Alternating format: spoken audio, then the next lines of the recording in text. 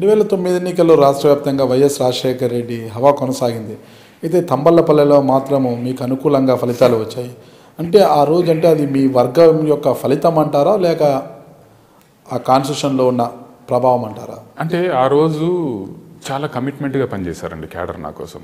నేను ఈ రోజు కూడా మర్చిపోలేను. ఎందుకంటే వాళ్ళు చేసిన ఆ వర్క్తోనే నేను ఈరోజు ఆ రోజు ఎమ్మెల్యే కాగలిగాను 2009లో. ఎంత కమిట్మెంట్గా పనిచేశారంటే మా పిల్లోడు మావాడు వచ్చాడు, ఇతను ఎట్లయినా గెలిపించుకోవాలని, పాపం డబ్బులు లేకపోయినా మిగతావన్నీ పెద్దగా మేము సపోర్ట్ చేయలేకపోయినా ఏ గ్రామానికి ఆ గ్రామంలో వాళ్ళు తిరిగి చాలా తీవ్రమైన పోటీ. ఒకవైపు రాజశేఖర రెడ్డి గారి గాలి, ఇప్పుడు ప్రస్తుతం ఎమ్మెల్యేగా ఉన్న వ్యక్తి అప్పుడు కాంగ్రెస్ అభ్యర్థిగా పోటీ చేస్తూ అతను ఆర్థికంగా కూడా చాలా బలవంతుడు.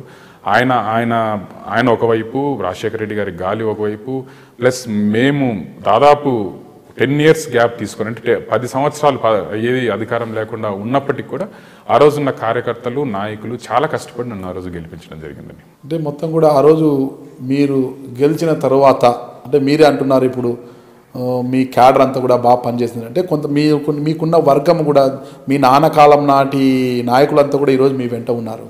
వాళ్ళందరితో కూడా చర్చించకుండా ఆ రోజు 2009లోని మీరు కాంగ్రెస్ పార్టీలోకి చేరడానికి కూడా మార్గం సుగమం చేసుకున్నారు. అప్పటి మీరు, ఆర్కే రోజా గారు, అమర్నాథ్ రెడ్డి గారు, మన చింతల రామచంద్రారెడ్డి గారు అందరూ కూడా ఒక వర్గంగా ఏర్పడి రాజశేఖర రెడ్డి వర్గంలోకి వెళ్ళడానికి కూడా రంగం సిద్ధం చేసుకుంటున్నారని అప్పట్లో ఆరోపణలు వచ్చాయి.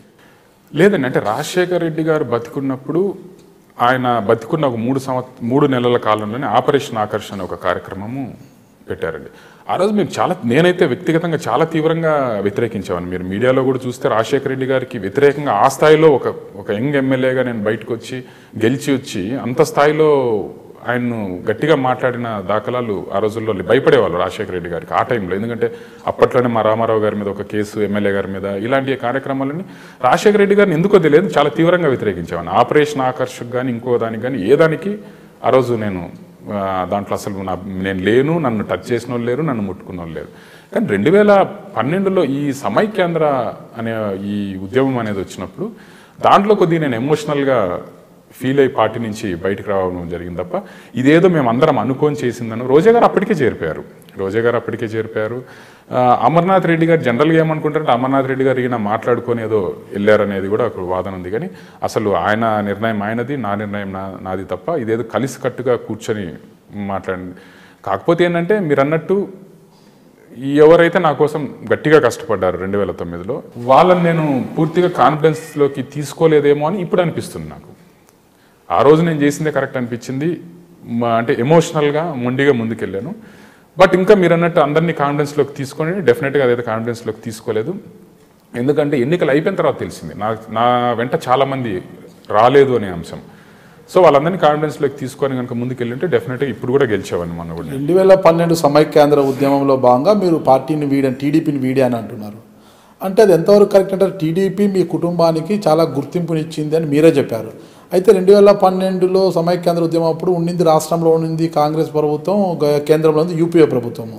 ఈ రెండు అవైనప్పుడు ఇక్కడ మీరు టీడీపీని వీడడానికి కారణాలు ఏమంటారు? అంటే పార్టీ తెలంగాణకు అనుకూలంగా ఒక నిర్ణయం తీసుకోవడంతో దాంట్లో నేను ఎందుకంటే ఎమోషనల్గా కనెక్ట్ అయ్యాం. సమైక్యాంధ్ర కావాలి, ఎందుకంటే మన శ్రమ మీద ఈరోజు హైదరాబాద్ అనే నగరం నిర్మితమైంది. మీకు రాయలసీమ ప్రాంతంలో చూస్తే అసలు మనకు తాగడానికి నీళ్లు ఉండవు, చాలా దుర్భరమైన పరిస్థితులు ఉంటాయి, కరువు ఉంటాయి, రైతాంగం. అయినప్పటికీ మనందరం కూడా కోస్తా వాళ్ళు ఎలా పన్నులు కట్టారో, తెలంగాణ వాళ్ళు ఎలా పన్నులు కట్టారో, రాయలసీమ వాళ్ళు ఇంత తీవ్ర దుర్భిక్షంలో కూడా అదే పన్నులు కట్టాం. మనం కట్టిన తర్వాత ఎదిగిన ఒక నగరాన్ని ఈరోజు ఇట్లా అడ్డగోలుగా తీసేస్తున్నారని ఒక ఎమోషనల్ ఫీలింగ్తో పార్టీ తీసుకున్న నిర్ణయం, ఆ రోజు తెలంగాణకు అనుకూలంగా పార్టీ తీసుకున్న నిర్ణయాన్ని వ్యతిరేకించాను తప్ప వేరే ఏ అంశము కాదు నాకు. చంద్రబాబు నాయుడు గారు తెలంగాణ ఇచ్చేయమని లేఖ ఇచ్చారని మీరు బాగా నమ్ముతున్నారా? అంటే పార్టీ నిర్ణయమే అది కదా. తెలంగాణ రాష్ట్ర ఏర్పాటుకు పార్టీ అనుకూలంగానే ఉంది కదా. పెద్దిరెడ్డి కుటుంబంతో మీకెందుకు రాజకీయ విభేదాలు ఏమైనా ఉన్నాయి ముందు నుంచి? మళ్ళీ ఎందుకు మిమ్మల్ని అంత టార్గెట్ చేయాల్సి వచ్చింది? అది నాకు అసలు వ్యక్తిగత పరిచయం కూడా లేదండి.